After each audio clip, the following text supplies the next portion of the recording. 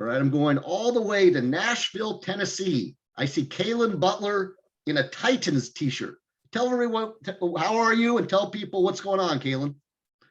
I'm well. Obviously, you said it already. I'm in Nashville, Tennessee.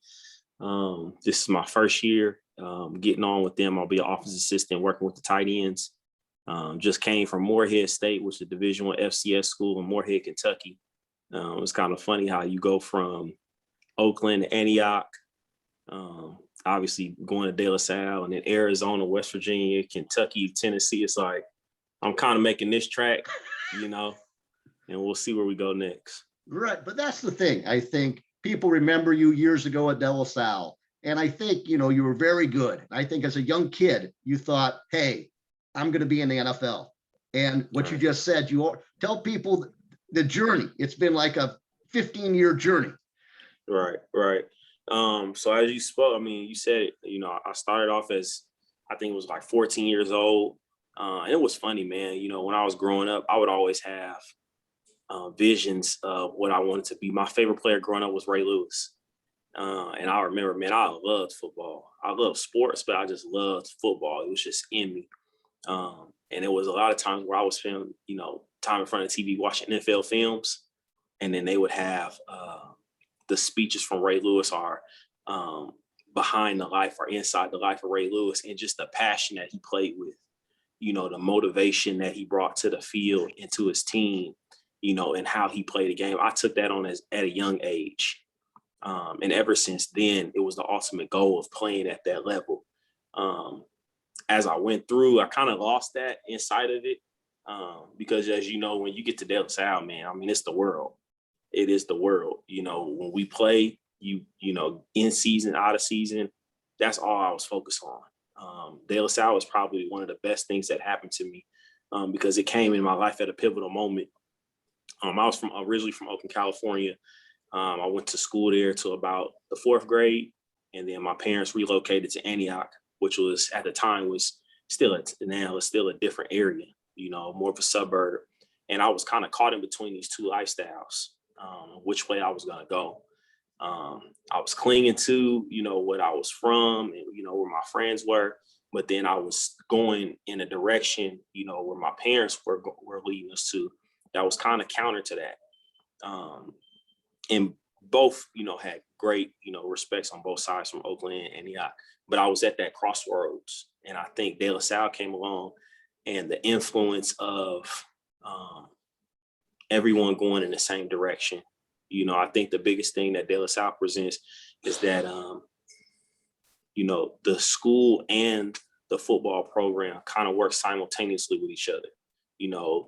Integrity, character, faith, all of these things carry across the whole program. So De La Salle was really a pivotal moment in my life that, I made a lost sight of the NFL in there, but it put so much in me that carried me forward. So going on from there, I got a scholarship to the University of Arizona my junior year. I committed to Arizona as a junior, and then went on from there to Arizona, played there Arizona for Mike Stoops, and then he got let go, and then Rich Rodriguez came in, and I played for Rich Rodriguez my junior and senior year. And then Rich Rodriguez, actually Coach Ladd said it to me. First off, I was junior year, and we used to have the Terrence Kelly Foundation, and the guys used to come in from Richmond or wherever they came from, and we would work with the kids.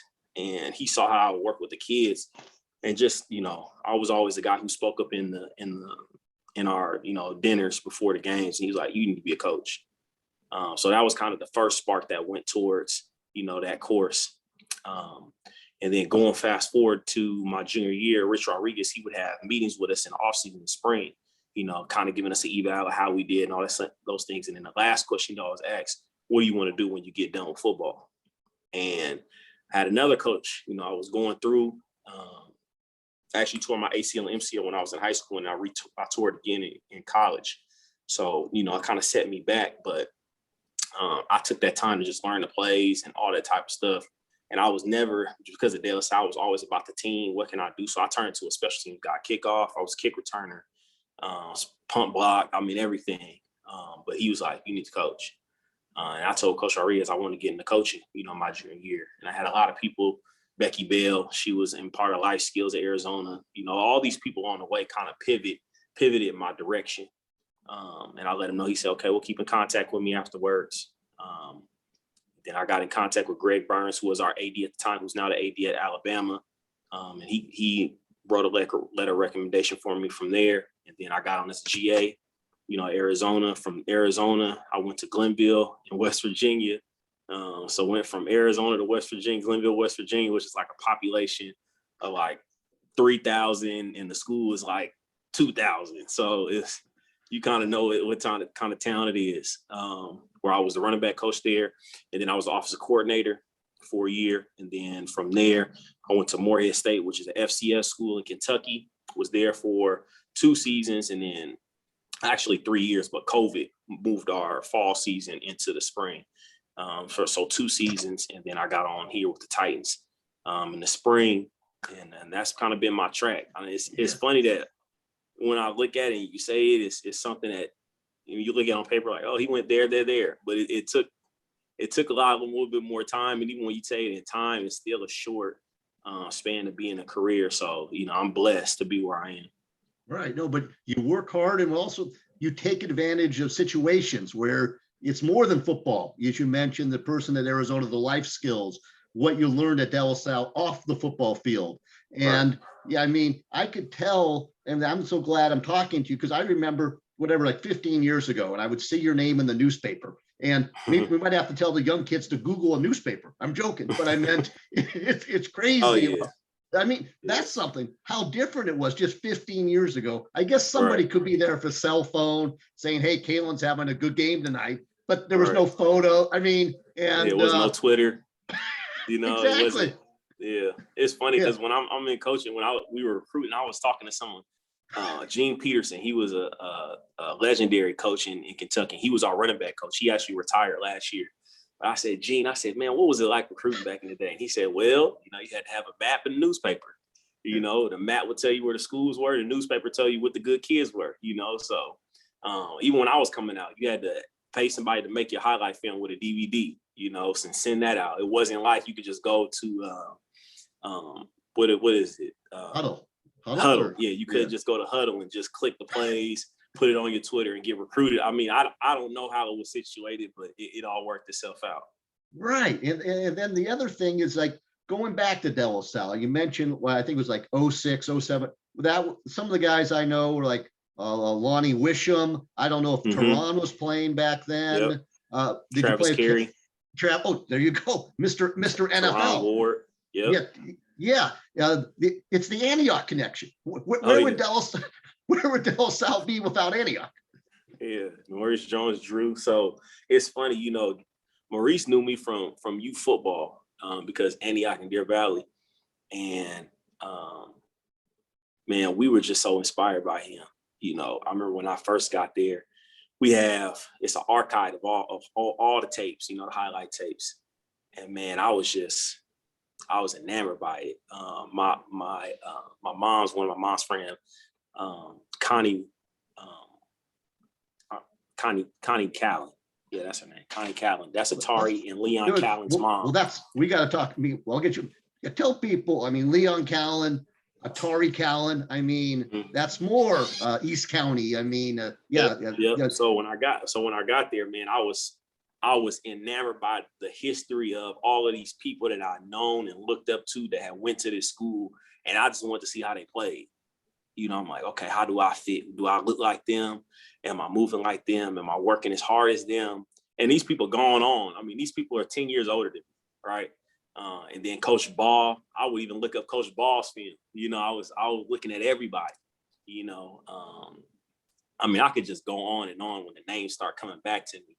But just looking at the film, and obviously we all kind of felt that way. Us coming from Blair Wisham, Lonnie Wisham, Tehran, Graylin Sanders, Zach Stanley, Travis Carey. I mean, I can go on and on. Tyler Anderson, all of these guys that we came from this area, we looked up to them. So when we got there, it was a big connection between us. And I think that was something that, kept us, because obviously, it's a different culture from where you're coming into, but it's a good culture. But initially, you need that buffer, to transition you. So that definitely was something that, was memorable. And I think, was your position coach Maurice's high school teammate, Nate Kenyon? Yes, he was. That was actually my first running back coach, Coach Kenyon. And it's funny, Coach Kenyon, I don't know if that was his first year coaching or not. It might have been. I don't know. But obviously, he was my running back coach my senior year. Now, fast forward going into Moorhead, I recruited two of his kids, BJ Bird and then Nate Sanchez. He just came out this last class. But BJ Bird was a transfer from Jacksonville who worked with Coach Kenyon's, program. And BJ Bird was actually a number 5 receiver in FCS last year. Led the Pioneer Conference in catching touchdowns, receptions. He was a lights out kid. So, going from getting coached by a guy to then recruiting his guys and his guys coming in and producing at a high level where you are, it's a full circle of the connection that De La Salle, presents, to the alums and guys that are in the program right now. I think that's something that, speaks highly of De La Salle. Right. And that's what Nate does with the KT prep. Yep. He's teaching kids football, but he's really teaching kids about life, how to get an education. And that's how he does. He has like it's not a Rolodex. I'm old school. He has a phone with all the phone numbers in it, and he can get kids looks, Right. And then going back to De La Salle, you mentioned Allenbaugh at the time. He was the assistant. What was he doing? Coach Allenbaugh was the offensive line coach and the linebackers coach. So He was kind of the heartbeat of, what we do. If you turn on the film, you're going to look at the linebackers. You're going to look at the O-line first. And then you're probably going to look at D-line and then linebackers, as far as when we're watching film and when other coaches are watching film. Obviously you got the key players, but, the heartbeat and the soul of De La Salle has always been the line of scrimmage. So that's what his role was. Obviously, being in that program, playing with DJ Williams, being on those historic teams. I don't know if he caught Maurice. No, he played with Leon. Might play with Leon or Atari. I don't know. He played with one of the two. Yeah, Kevin Simon. I know he was in that era. Yeah, also Kevin Simon. Kevin Simon. Yep, he was in that era. That was like the glory mystic days. So. That was something, and I told him we would be in the team dinners and I would watch Coach Ball play, and it carried across. How he was as a player was how he was as a coach. Very dedicated, disciplined, but he was a relaxed guy. He knew how to have fun and go out there and play and keep the game simple. I think that was the biggest thing about De La Salle was the game was simple. We didn't have more complex schemes than anybody. We just loved each other and we played, at a level that wasn't, that was above our opponents, and I think the biggest component of what would separate us is that we prepared and we trained at a level, we played at a level, but we trained at a level that I don't think most people did. And I think that was a byproduct of, Coach Edson, Coach Ball, Coach Ladd, Coach P, all of the guys, that were there. And there's more coaches on and on. Names is just kind of trying to draw out of names. I don't want to miss anybody's name, but, definitely Coach Ball had a big part in the product that we put out on the field when I was coming up. Right. And he's still doing it today, now at the head level, De La Salle hasn't missed a beat. And what about Ladd at the time? What are your memories of him? Man, Coach Ladd was just like, and it's kind of like, I might speak too high, but Coach Ladd was almost like a prophet. It was almost like that level. Like when he would speak, everybody listened. It just, his voice carried weight. And that's probably the best way I could say it. His voice carried weight, because again, he knew what football was at the end of the day. It was about you making a goal, you going out there, committing that goal to your teammates, and you guys going out there and seeing that goal through.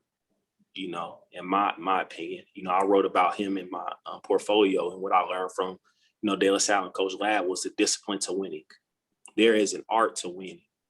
It's not a lucked upon thing. Few people catch it, And when they do, they can repeat it.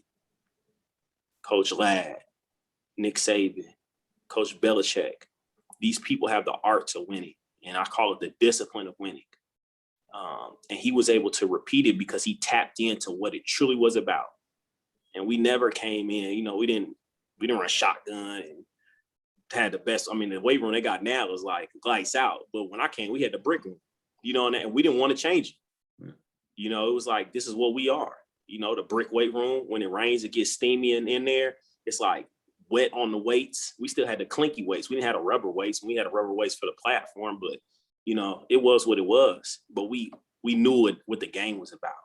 And I think that's what Coach Ladd, you know, brought to the program was this weight in his voice and his words. And then he tapped into what winning was about. Right. And then I remember he was like a prophet. Nate told me this, and I agree. Like what he says, like Coach Ladd knows my name. And I felt the same way when wow, Coach Ladd knows who I am. You know, right. That was like a big moment, you know, yeah. And for what else I'm trying to think, the journey, because as I said, you have to get to the NFL, you have to be able to move. As you mentioned that small town in West Virginia. I mean, that's, right. Right. What's that? I mean, it's all about football there, and nothing against West Virginia, but that's not like living in Antioch or Arizona. No, and I think this is I forgot who I heard say this, but it's a part of your journey where you are going to have to recognize that you're going to have to sacrifice something. You know, you are definitely going to have to sacrifice something. And, you know, for a while I sacrificed being able to come home. You know, I wasn't able to I still kept in contact with people, you know, via, you know, Facebook, Twitter, you know, Instagram, you know, calling, but I wasn't able to get home. You know, I was on the road recruiting. I was far away, you know, when I was, you know, transitioning from moving from Arizona to West Virginia, I was at a place where I didn't know where my next job was going to come from. And Eric Smith, who was a head coach at the time, who was office coordinator, he got promoted to head coach, which was Rob Smith's brother or his cousin. Rob Smith was the co-offensive coordinator at Arizona. He told him about me, you know, referred me over to him. But I got the call, you know, and it's like, hey, we got this job, but it's in West Virginia. You know, it's like, you know, it's one of those things where it's like, okay, how bad do you really want it? You know, because, and I tell this to guys all the time in recruiting, you know, you need to know what you're looking for, because once you know what you're looking for, you know what you're not looking for. You know, I tell the kids all the time, you know, what you're looking for, education first. You know, obviously you want to know if they have your degree. Am I going to play? When are my cleats going to hit the field? You know, do I have a relationship with the coach? You know, and then you're a player. I forgot it was another one I put in there on the fourth one, but it was like, you're a player, you want to know about the jerseys. Well, I said, in those 5 things that we talk about how big the town was, who was at the town, was it a party school? What kind of girls were at the school?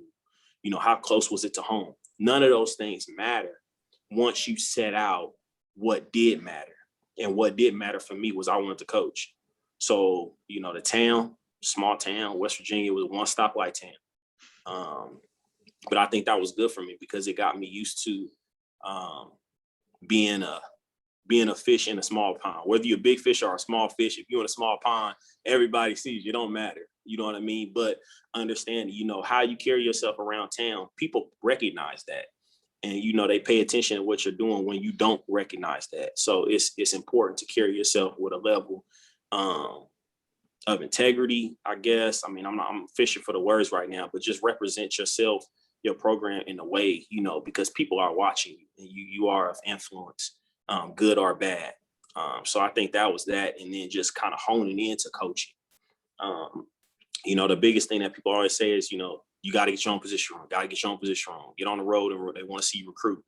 And I see why. You know, it's one thing to know the knowledge, but it's another thing to convey the knowledge and the information. And I think, again, going back to Salle, I will refer back to all the time. You know, I did commitment cards for my players. You know, I did commitment cards for myself. That's one of the biggest things that I always tell guys, you know, write things down. I'm a big guy of faith. And it's a scripture that I always used to go to. It's called Habakkuk 2:2-3. And it says, write the vision and make it plain so that the runner may hasten to it. And it says, though it tarry, wait for it, because the result is given for the end. And it says, write the vision, make it plain. Write it down, make it plain so that the runner, sometimes when you run, you're going to get tired. But if you wrote down what the vision was, you always can refer back to it. And then referring back to it, it's not going to happen all the time. You don't win a game in the second quarter. It's the result is given for the end. So that was something that I always used to hone into, is write down your goals. What do you want? What do you want to do in this game? What do you want to see out of practice? What do you want to get done in the weight room? What do you want to get out of your condition? And you put down your goals. That was something that I took that carried me. Again, going back to De La Salle, what I brought going into my coaching. So Glenville was a great time for me, man. It was a time of sacrifice. It was a time of, reflecting if I really wanted it. And it was a time of growing, so I appreciate it. Yeah, no, I mean, just talking to you, as I said, you're a coach. I'm motivated by you, but also the path you took. You're a genius. I think you ended up with a master's degree. You got to tell people, see, yeah. And you probably got that for cheap or almost free because being an assistant. I did, man. A funny story about this. Okay, now this is the story. So right. I got done and I wanted to coach, but I couldn't. They had filled the role that I was going to be a office graduate assistant. And I'll tell you because it doesn't matter. The guy at the time, I'm not going to say names, but the guy at the time, his brother was committed to Arizona as a quarterback. Right. So I come up there and I talk to Coach McGee, my position. I'm like, man, I want to coach and I want to train for the pro day. He said, do both. I said, okay. But to be a coach, I had to get into graduate school. I didn't have the GPA to get into graduate school. So I was sitting at my cousin's release party. He had a CD and I'm on the couch and I'm like, I'm going back to school.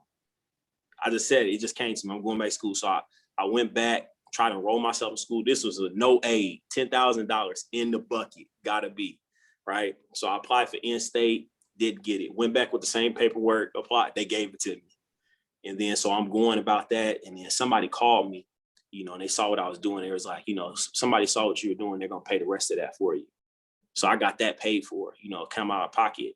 I ended up getting the GPA in a non-degree seeking program, which got me into the GA program. But the guy at the time who had it, whose brother was committed to Arizona, he actually left and was committed to LSU. He called me up. He said, hey, man, I'm leaving. I told him you'd be the guy for the job. They called me and they offered me the job. But again, it's just being there, right place, right time. And again, making a sacrifice. I was willing to go I didn't have any debt. The financial people said, don't do this. You don't have any debt coming out. Why are you taking out a $10,000 loan, for something that's not even for sure, but I was banking on myself. Again, I think as you go, and you make those decisions that might seem risky, but you believe in you gain a confidence and you gain a strength to keep going. And your passion is fueled by that. Your passion is fueled by your sacrifices. Again, when I went to West Virginia, when I took the next job, I was like, I'm not playing games. Like I moved from California, Arizona to West Virginia. This is not a game for me. Like, I'm in this office until we figure this out, So again, the sacrifices, for me, it fueled my passion, to get better as a coach. So that was kind of one of those stories, how that kind of went forward. No, seriously, if you don't take that first step of paying your own, that put you on campus, you might not get you were there. So you were an easy hire because you were already there, And I had the GPA. Yeah. It's right. And you had the GPA and it got paid for.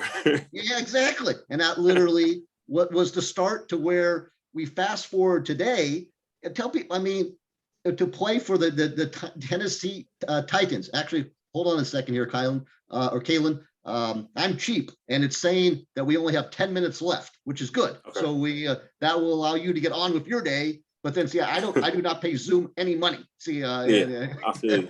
Yeah, right. So I got distracted. The Tennessee Titans. And you mentioned the tight ends. I play fantasy football. How many catches is Fursker going to get? I need to know. Man, with the weapons that's around him, right? Yeah, it's. It's a great position to be in, because I think one of the keys that I have learned, going back to what, Coach Ladd had, a key to success or a discipline to winning, a discipline for me is routine. I'm big on routine. I've almost become like addicted to routine. You know, I'm like, I maneuver it and play with it. And I'm not gloating on myself, but I always like to tell people this. I wake up at 3:30. You know, I wake up at 3:30, do my quiet time. I'm in the office doing my workout. I'm at my desk at 5:20. And I'm like on times, you know, and it's funny, as I'm on these schedules, I see the same people every day as I pass through the hall at the same times. And it's not just the coaches, you know, Julio, Derrick Henry, you know, Ferkser, our offensive coordinator, Mike Vrabel. All of these people that I'm around right now, they are all about routine.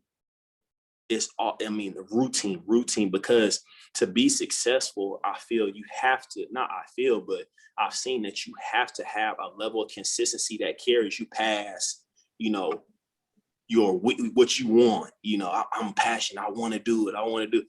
Man, at the level this is going to be, it's not going to be always about you feeling like doing it. You got to have a system or operation to getting things done. So, I mean, kind of going on to Anthony, man. Anthony is a guy that's like that, big on routine. You know, our tight ends coach, Coach Steckel, he's big on routine. You know, all of these guys that I'm seeing, they're all doing the same thing. So it's like, okay, this is the right track, you know. But I mean, it's a blessing being here, man, just to see how these guys work, the level of detail that is into everything. You know, it's no recruiting here, it's football all day. You know, so the level of detail in the playbook, the level of detail and just going about meetings, you know, I've learned so much. And just the game, you know, these guys, you know, the game management is at a whole nother level. You wouldn't even think about some of the things that they're talking about, you know, but it's good to be in the room and see those conversations being had. So, you know, obviously this is a blessing. No, you're in the right spot. You're with like-minded people that you can meet at 5:20 in the morning, and you're waking up at 3:20. We could test this one day. I could stay up until 1:20 in the morning and then and say, just have a quick 2-minute Zoom. Okay, Kylan, are you off to the office? And you say yes. Right. And I mean, right. It's funny. I got a friend that I coach with at Moorhead, Kenny Lucky, and you know, we compete. We're almost like commitment partners, but he'll text me something and I know he's texting me to see if I'm up, you know, but it's like, dude, I told this to you, you know what you mean? Like, I'm not on now. Obviously we on vacation right now, so I'm not waking up at 3:30, you know, but I'm still getting up, you know, at a good time. But it's just, I mean, again, it's about discipline to winning, you know, routine, all of those things, man. You know, I could even think back into, they'll say, I keep referring back to this, but I mean, because it was so pivotal. I mean, that's the winningest program that I've ever been a part of. You know, Coach Ladd would say, I want to get to the point of the season where I don't have to coach or nothing. I just call the plays. And you guys say, hey, that wasn't a good rep. And it will be for sure. By the time we got to the end of the season, the players were running practice. You know, because we had figured out, I might have just got out of Miss Wise class or Mr. Tamney's math class, and I don't want to be out here. It's hot, you know, practice, and we're here from the sun up to sun down, but we got to put in the work. That's the only way we're going to win. And once we caught hold of that thing start going like this and getting bigger, you know, so it's the same way now, you know, those same principles that you learn, you carry forward. And I think it's what's guiding me. Right. No, I hope somebody at De La Salle sees this, because everything, it all goes back. It all goes back to De La Salle. It makes me neat to hear a name like Frank Tammany. I mean, a legend, you know. Yeah, when I was there, tell people who Frank Tammany is. That was my math teacher, man, Mr. Tammany. He was one of those guys. He was so cool because he could take a guy like me that I was rough around the edges. I'm not gonna lie to you. Like, I wasn't really the most easy guy to work with, you know, because school wasn't, I was like, I'm not here for school, I'm here for football, you know, but he was able to sit down with me and kind of get me to draw in, you know, one of the most influential people outside of football that I would say was Miss Y. She was also my math teacher, but I was studying for the SAT because I had to pass clearinghouse to receive my scholarship to Arizona, and I could not pass this portion of the SAT. I had to take it 4 times to get this grade, to get this, you know, to qualify. And she was a cross country teacher, and she would stay after school with me and help me go through the SAT prep, you know, every single day. And I tell her, I was like, I wouldn't have made it to college if it wasn't for you. You know, I really wouldn't have. But those people, you know, they they see young men and they invest in them. And I think that's why you get the results that you get, because the people care, and you got to have that. Again, it's go back to coaching. You can call it a great plays you want, but if the players aren't invested, if the players aren't developed, if the players don't buy in, aren't motivated, aren't committed, ain't gonna work. So it's same thing with a school. Same thing with a school. It was Ken Egu that introduced me to Miss Y, because Yeah. I would not know that side of it. And she helped him. She helped you. She helped many people. As I said, that's the first step. None of this would have happened if you don't pass the Lee. Miss Lee, I gotta give a shout out to Miss Lee. What was she just was on my mind? Miss Lee. Oh man, it just slipped my mind. The other English teacher, she was even more. I'll think of it. Tammy, Miss Y, Coach Edson, my religion teacher, obviously the DC, but all of these people, man, they all kind of we're going this way. We're down to 3 minutes. We might have to do another one of these. It'll be difficult because you're going to get I can't tell you how I knew this would be good just from the text that we were sending back and forth. Some people are, they're okay, or like when you told me, see you at 9 a.m. tomorrow, your time. I said, Kylan Butler is on top of things. And so we got about 2 minutes left here, Kylan. I'll give you the final word. What did we miss talking about? How would you like to wrap this up? They were just talking. So, but the biggest thing is just commitment, passion, and just really be thankful for the people that are in your life at the time, because sometimes you don't realize it, but when you look back, those are the people you like, in the back of your mind, you like, oh, they were like big in my life. Like, let me go back and thank them. So when you do reflect, man, and reflect on the people who helped you get there, because again, like I said, there were so many pivotal transitions in my life. From Oakland, people who shifted me, Antioch, football, from De La Salle to Arizona, to West Virginia, to Moorhead, to even now Tennessee. It's people pivot your direction of life. And I believe that nothing is coincidence. Nothing is coincidence. Everything is happening, and it's God ordained. So, thank those people. Do as much as you can for those people and try to give back, and this is one of the things I'm trying to do, to give back, to the program that helped me so much. Well, I tell you what, we got in under the wire. We have a minute left. I'll just thank you. I'll hit stop here and I'll talk to you, in a moment. And best of all, Zoom's in San Jose. We didn't give them a dime. I'm joking. I don't know why. Okay. Well, hold on a second, Kylan.